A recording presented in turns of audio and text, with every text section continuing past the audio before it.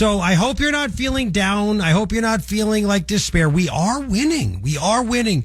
Don't let the media mess with your mind. The Democrats are not gaining the upper hand on this, okay? It's not going to happen. And here in Arizona, Democrats are in big, big trouble. Voter registration numbers have just come out here in Arizona, and it's not looking good for Democrats.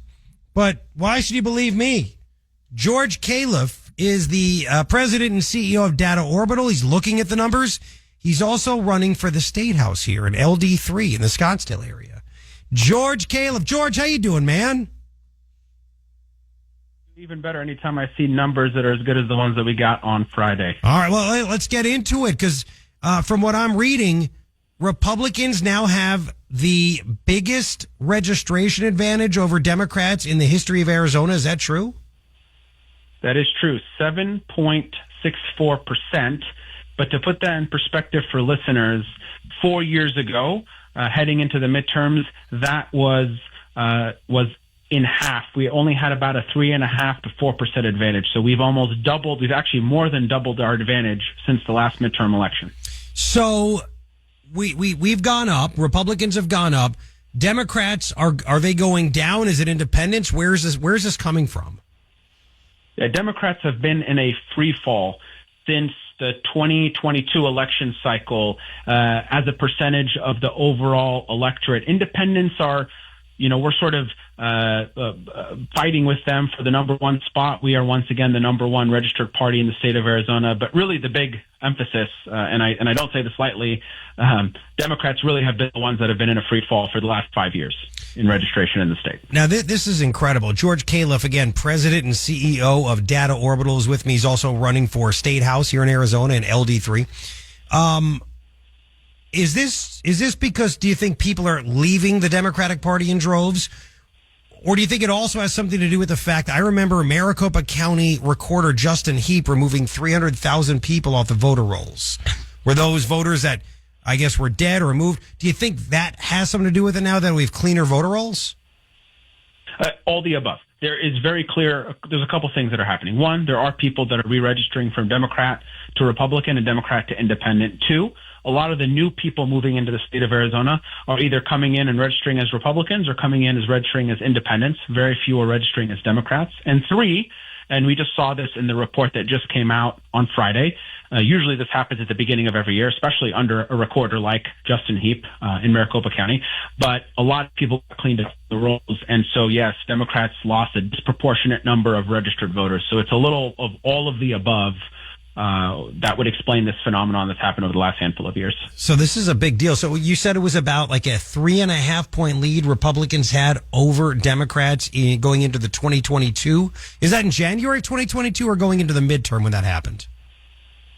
So that was in the beginning of the year, and mostly that's because, Garrett, in 2020 was our low point as Republicans, and it was the Democrats' high point. We really, in that COVID era, Democrats really surged in registration, and they have just been in a downward trend since then. And so by 2022, we'd gained a little bit back, but Democrats were still in a decent position relative to their historical standing. But yeah, it was in the beginning of that year. So looking at this, okay, and these numbers just came out. These are for January 2026. And it shows what's going on for I guess just as of now. Trump has had his policy of deportations for a year now, right? So you look at this, wouldn't this make people think that, wow, the voters here in Arizona do support President Trump? We do want the illegal immigrants arrested and deported. I mean, to me, it looks like if they didn't agree with the MAGA policy and what we voted for Trump to do, this wouldn't be this big, would it? 100%. And look, this is the pushback I always give to folks when they are talking to me about the president's polling numbers or approval for Congress and things like that, or the state legislature. I say, yes, there are polls that are showing that. But the problem is that registration numbers, at least I speak to Arizona, aren't backing that up, because Republicans, we keep gaining as a percentage, Democrats keep losing. And even though, look, we technically decreased in total, we as Republicans decreased in total registered voters because it's the beginning of the year and we cleaned up, but we are we consistently either gain more than them or lose less than them, quarter over quarter. And that's been the case since President Trump was elected. And so this is why you need to look at the full picture. And, in the way that you let off, we can't listen and succumb to the media hype that tells us that Republicans were not going to have a good year. I am bullish, and we need to keep up that enthusiasm, because what they're trying to do is depress our voters, Garrett. We know that, to have us stay home and to give an advantage to the Democrats, which obviously we can't let happen. No, we can't. Again, George Khalaf, president and CEO of Data Orbital, who's also running for State House. LD3 is on the afternoon addiction. What's really quick just on this again, the independents, are they always kind of neck and neck? I mean, right now the Republicans have about a 1.7% advantage in registered voters over independents. Is that normal?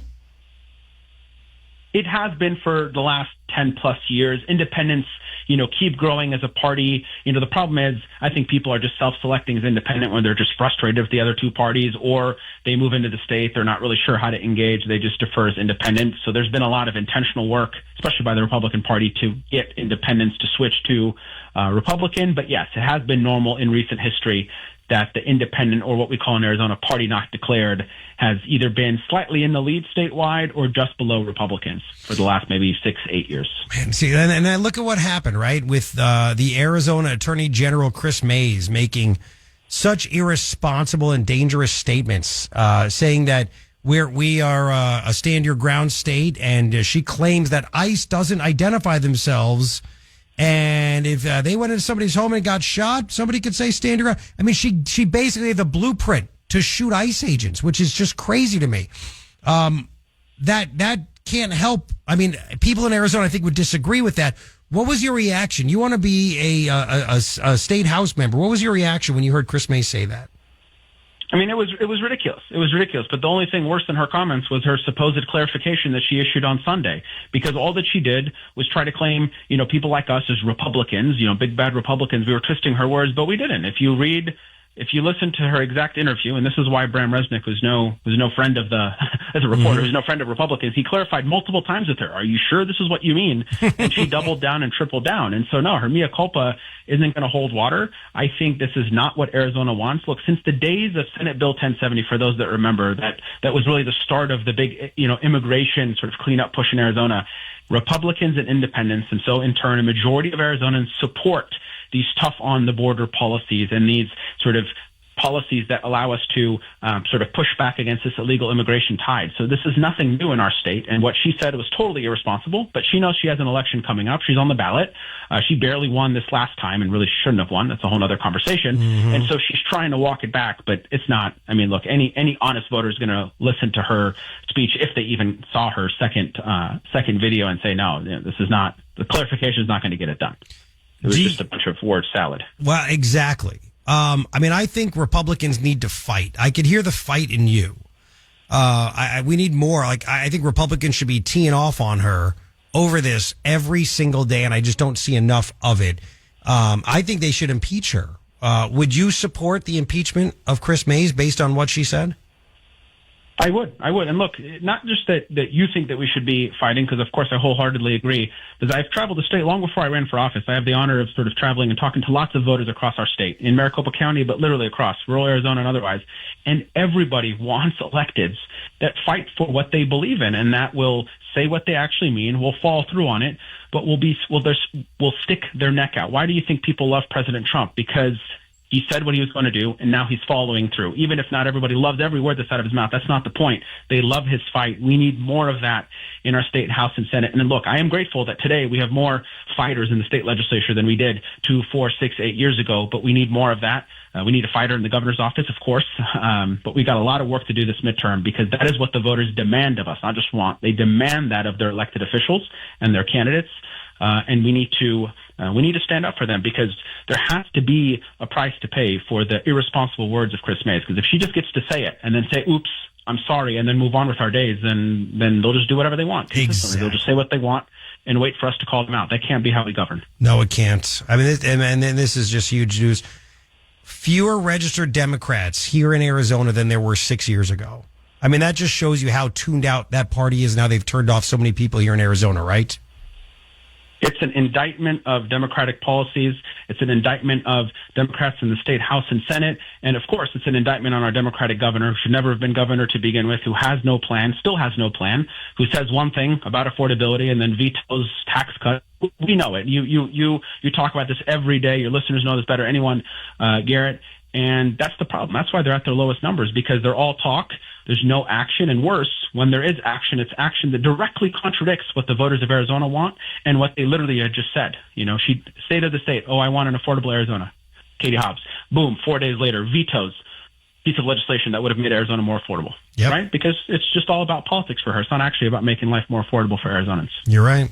George Khalaf, President and CEO of Data Orbital, also running for State House LD3. George, thanks for explaining all this. I really appreciate it. Always good to be on with you, Garrett. Same here.